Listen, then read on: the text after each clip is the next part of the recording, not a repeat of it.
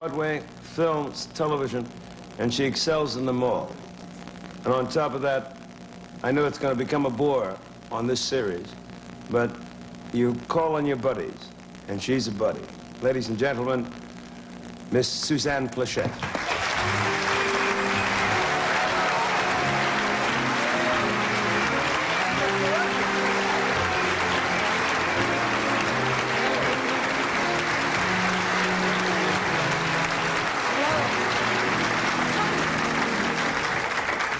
I feel like I'm drowning and my life is passing in front of me.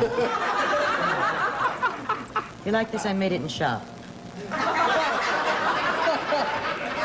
You look so pretty. It went out of style. But You know, I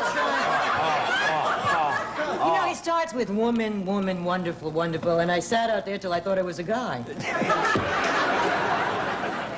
I tried to outsparkle you, but it doesn't, it's hard.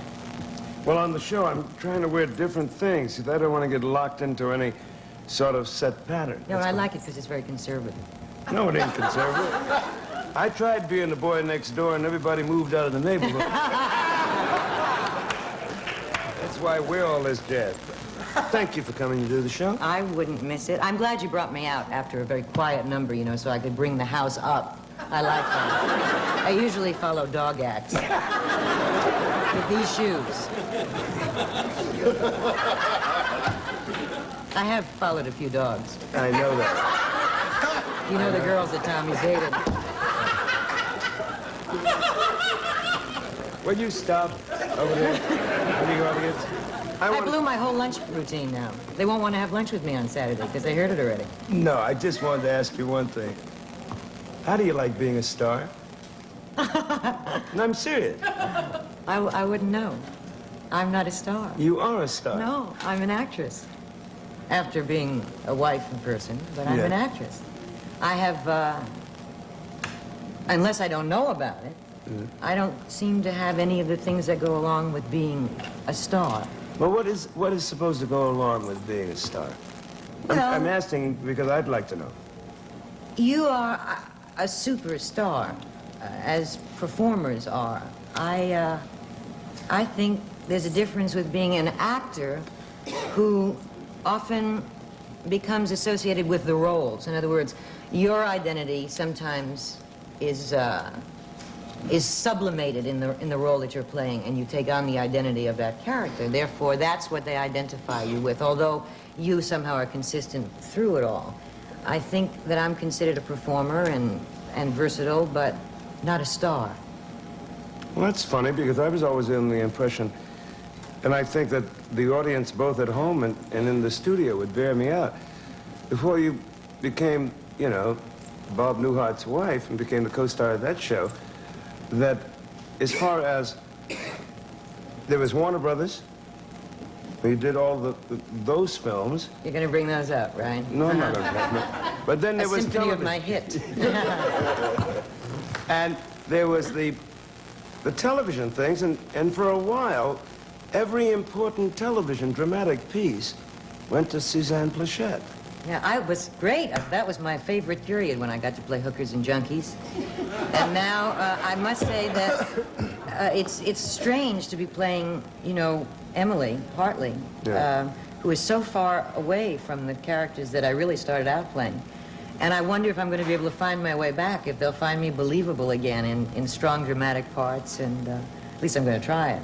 Well, that's good. This is fun, and this is nice, and this is one aspect. I think in a sense, much closer to who I am. Yes. Than a lot of the strong ladies that I played. Very much in charge, very much in control. But I think the one thing that always ran through, I hope always ran through, was a kind of sense of humor about myself. And if I just may say one more thing about being a star, there's somehow a difference between being a journeyman actor and a star. I'd like to go into that. I got to pause. So these are the problems of doing a show, and Suzanne knows this. We'll be right back after these words with Miss Suzanne Pleshette.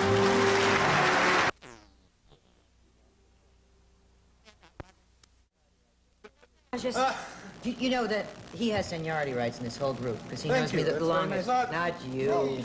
Very sorry. No, we're in the alumni club together. We went to another performing arts alumni, you know. You Oh, and you're him. joking. The same high And school. your wife. But I didn't get a diploma, though. just give them $5. You're in the alumni fund, they'll give you credit. Yeah. But Billy introduced me to the music of Ray Charles, and he took me to the Apollo Theater years ago to see Ray Charles when he was a boy. Every lady I took to the Apollo to see Sammy, we got into trouble someday. But they all became stars.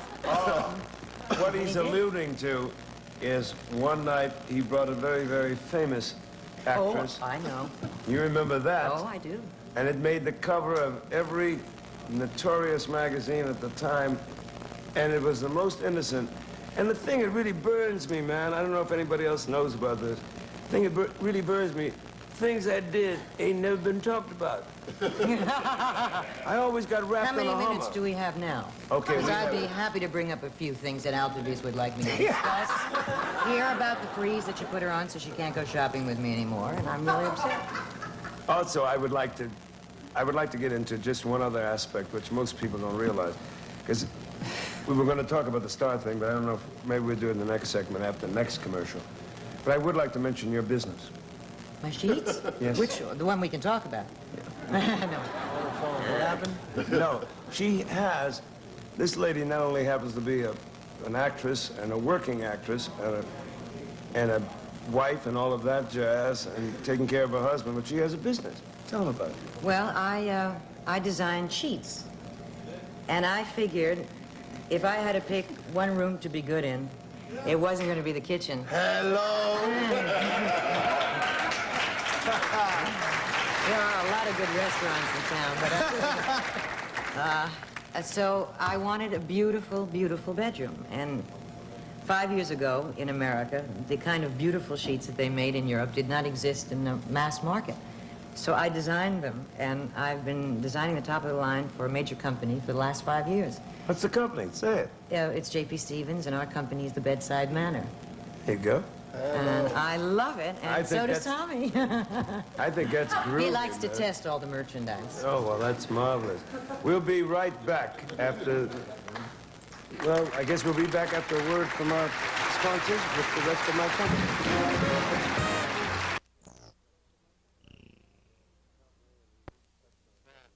About the company and touched on a couple of things about the early life and being a star and all that jazz. Tell us something about the series, because the series snuck in on everybody in America. I think you're right. Bob Newhart and the two of you working together. Now, if someone would have said to me, we've got a series about this kind of a character, and Bob Newhart's going to play it, and Suzanne Plechette's going to play his wife, they're going to have the cat who used to be on I Dream of Jeannie, Billy. and yeah, Billy, you know, and all that, and it just snuck in quietly, and it's been in the top 15, the top 10, the top 20, never out of the You're top. even numero uno. Yes. What is it like working with Bob? Is it that low key? What is it? Well, Bob Newhart, first of all, you know I love him. And I think the character... Excuse me. Sure. Quiet! That's probably Newhart telling me No, what I should quiet in the Giving me back. my line readings. I can't hear myself out here. Go ahead, I'm sorry. I think that... hi, sweetheart. Don't list to one side, because then I know you're Want me cranky. to go get them, Sammy? No, don't go get them. He's a delicious man. He's, I think, infinitely more interesting than the character he plays, but that's only one small part of him. And he's not unlike my own husband, so that it's very, very comfortable with him. And I think he's a comedy genius. I think if Bob Newhart never wanted to perform again, he could make a fortune as a writer. His mind works that way. He's insightful. He's delicious. He's loyal. He's true. He's a Boy Scout. He's wonderful. And extremely, extremely talented. And I do love him. And we're going into our 4th year. And he ages well. Well, you can't say more than that, but I disagree on one point. That most of the qualities you talked about that Bob has, I know your husband has them because we've been friends for a good number of years. Husband is a businessman, and I think it would be fair to say he has a slight southern background. Yes, from Galveston, Right. Texas. He's from Galveston, Texas. We hit it off immediately. That's why we were in the sheet business. That's why you're in the sheet business. Now, I want everybody to know who said that line. Not me, but Tommy Gallagher has got one of the most delicious senses of humor in the world, and I gotta tell the story. I've never told it on television. Oh, boy. I'm in Sands Hotel several years ago, and I used to call him, he and his two buddies, used to call them the haters, right? Because they'd always come in and have some sort of racist gag to do with me. And the topper to the racist gag was, one night, I walked out of the Sands Hotel and sitting ringside, it must have cost them $500 duking cats doing this, that, and the other. And when I walked out, they were all sitting with hoods that said KKK on it, and they were playing cards. That's